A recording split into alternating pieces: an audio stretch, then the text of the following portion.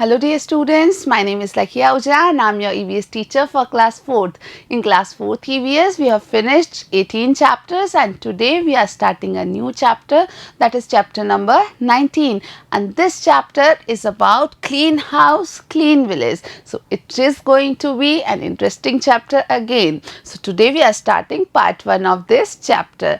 प्यारे बच्चों, कक्षा 4 के EVS में हम 18 अध्याय पढ़ चुके हैं और आज हम नया अध्याय यानी 19वां अध्याय शुरू करने जा रहे हैं और इस 19वें अध्याय का नाम है क्लीन हाउस क्लीन विलेज यानी स्वच्छ घर स्वच्छ गांव। और आज हम इस अध्याय का पहला भाग शुरू कर रहे हैं। See, after coming from school, Malti sat down, throwing her bag, shoes and clothes here and there. So Malti is a student just like you.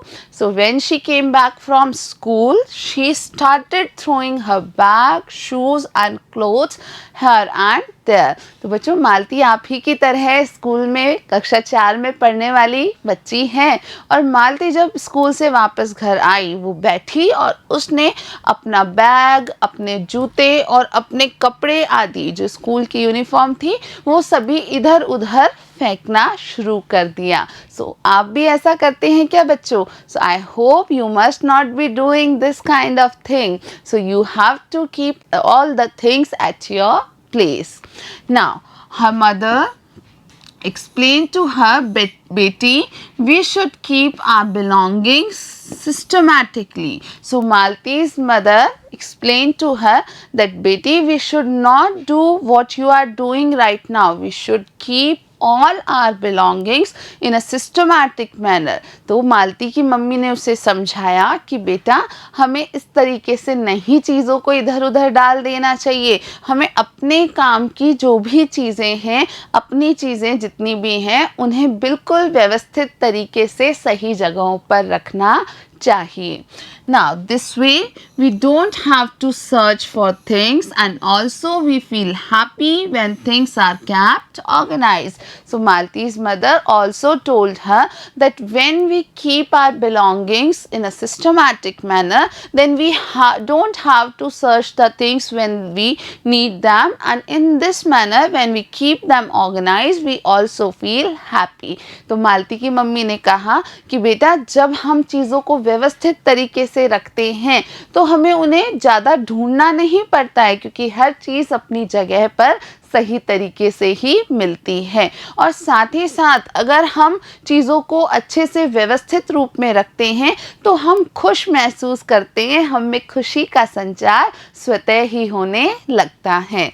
If this becomes a habit, then cleanliness is automatically achieved. So Malti's mother also told her that if this thing becomes a habit, then we finally achieve the cleanliness. तो बच्चों, मालती की mummy ने कहा कि अगर चीज़ों को सही तरीके से व्यवस्थित रूप से रखने की हमारी आदत बन जाती है तो स्वतः ही हमारे आसपास हम सफाई रख पाते हैं। तो हमें ये आदत ज़रूर अपनानी चाहिए ताकि हमारे आसपास सब कुछ स्वच्छ तरीके से रहे।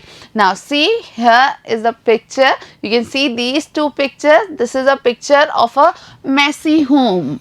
So this is a messy home because all the things are like here and there and nothing is organized here, and this one is a clean and organized home. So here is a kind of home, here are also different kind of things, and in this picture also there are different kind of things, but here in a clean and organized home all the things are arranged and systematically kept at their place, while in this messy home we are not able to find anything if we want because it is almost unorganized and nothing is kept at its place. तो बच्चों, यहाँ आप ये दो चित्र देख रहे हैं। पहला चित्र है एक मेसी मेसी घर का, एक गंदे बिखरे हुए घर का, और दूसरा चित्र है एक साफ सुथरे व्यवस्थित घर का। आप देख पा रहे हैं कि यहाँ भी बहुत सा सामान है और इस घर में भी बहुत सा सामान है, लेकिन यहाँ इस बिखरे हुए घर में सारी चीज़ें इधर उधर फैली हुई हैं, बिल्कुल अव्यवस्थित तरीके से रखी हुई हैं, जबकि इस घर में दूसरे वाले चित्र में सभी चीज़ें व्यवस्थित रूप से अपनी अपनी जगह पर रखी गई हैं और इसी कारण वो स्वच्छ दिख रहा है जबकि ये गंदा दिख रहा है। So you should try to keep your home like this, not like this. तो आप सभी बच्चों को अपने काम करने चाहिए, अपनी चीज़ों को संभाल के रखना चाहिए ताकि आपका घर ऐसा दिखे, ऐसा ना दिखे। Now you have to think and tell about few things. So there are some questions. First one is, who keeps your belongings organized? So who keeps all your belongings organized? So do you do that thing on your own or someone else does that thing? तो बच्चों आपको ये बताना है कि आपकी जो चीज़ें हैं, आपकी अपनी जो चीज़ें हैं, आपकी अपनी चीज़ें क्या क्या हैं, जैसे आपके कपड़े, आपके स्कूल यूनिफॉर्म, आपका बैग, आपकी नोटबुक्स, आपके बुक्स, आपके जो भी बॉक्सेस हैं, आपके टिफ़िन एंड बॉटल हैं, आपके अगर कोई टॉयज़ हैं तो वो, कोई भी गेम्स पजल्स आपके हैं, वो सारी चीज़ें आपकी अपनी है, तो उन्हें कौन व्यवस्थित रखता है? So all your belongings are kept organised by home. क्या आप खुद उनको व्यवस्थित रखते हैं या मम्मी को रखना पड़ता है या किसी और को रखना पड़ता है? So if anyone else is doing that then you should start doing this thing on your own. तो बच्चों अगर आपकी चीज़ों को व्यवस्थित रखने का जिम्मा किसी और का है तो आप अब बड़े हो रहे हैं, आपको जल्द से जल्द खुद ये जिम्मा उठा लेना चाहिए। The second question is, does your house remains clean और मेसी? सो आपको याद करके बताना है, आपको अपने आसपास अपने घर को देखना है और ये पता लगाना है कि आपका घर क्लीन है या मेसी है। हमने दो पिक्चर्स देखी थी, तो आपका घर मेसी घर जैसा दिख रहा है या क्लीन घर जैसा दिख रहा है। Now next question is, what is your contribution in the cleanliness of your house? So your house is cleaned every day, so what is your contribution in the cleanliness of your house? तो आपके घर को रोज साफ किया जाता है, हम सभी अपने घर को रोज साफ करते हैं, तो आपके घर को साफ रखने में आपका क्या योगदान है? आप कैसे मदद करते हैं अपने घर के लोगों को अपने घर को साफ रखने में? सोचिए, और अगर आप कुछ भी नहीं करते हैं, बिल्कुल मदद नहीं करते हैं अपने घर पर, तो आपको जल्दी ही मदद करना शुरू करना चाहिए। Now we are going to talk about clean village. So we talked about clean house, now we are discussing about clean village.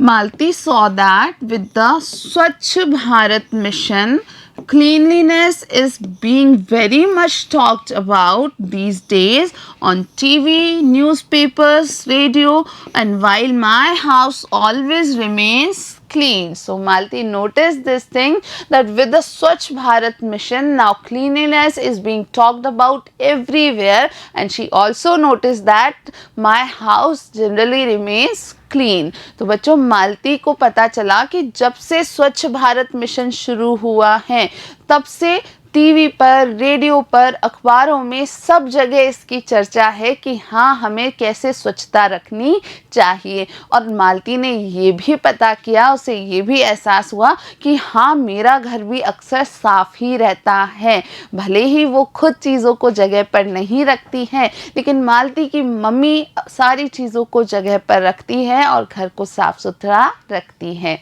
Now her attention was drawn to the fact that the political leaders, government officials, social workers and common people are coming forward to clean public places, alleys, roads, etc. of the village along with their own homes. So Malti came to know about this thing, that with the Swachh Bharat mission now different people like political leaders, like government officials, like social worker and many common people are coming forward to clean the public places like roads, alleys, etc.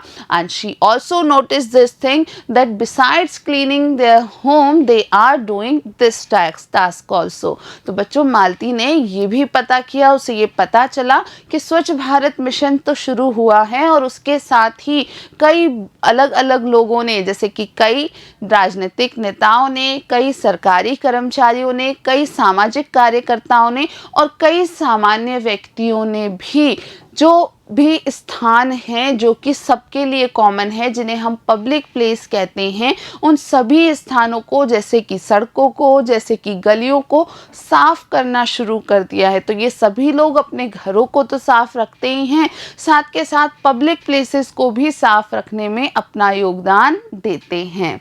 Now you have to explore few things and try to discuss them with your parents and other elders. So first thing is there toilets in every house in your colony? So you try to find out if there are toilets in your colony in every house. तो क्या आप जिस colony में रहते हैं वहाँ पर हर घर में शौचालय है या नहीं है, ये पता करने की आपको कोशिश करनी है. Then the second thing, those who do not have toilets in their houses, what problems do they have to face? So you also try to find this out, that those people who are not having toilets in their houses, so what kind of problems they face, whether they face any problems or not, and if they face any problems, what are those problems? तो बच्चों, अगर आपको आसपास कोई ऐसा घर मिलता है जहाँ शौचालय नहीं है, अगर सब घरों में शौचालय है तो आपको ये सेकेंड थिंग नहीं करना है, लेकिन कोई ऐसा घर है जिसमें शौचालय नहीं है तो आपको उसके घर के लोगों से बात करनी है कि शौचालय नहीं होने के कारण क्या आपको कोई प्रकार की समस्याओं का सामना करना पड़ता है. या आप ये भी सोच सकते हैं, you can think this, that if you are not having toilet in your house, so just imagine that you are not having toilet in your house, then what kind of problems you can face. तो आपको just ये कल्पना करनी है कि अगर आपके घर में शौचालय नहीं होता तो आप किस किस प्रकार की समस्याओं का सामना करते. So students, we will be continuing this chapter in our next video. This was all for today. Till then, thank you for watching.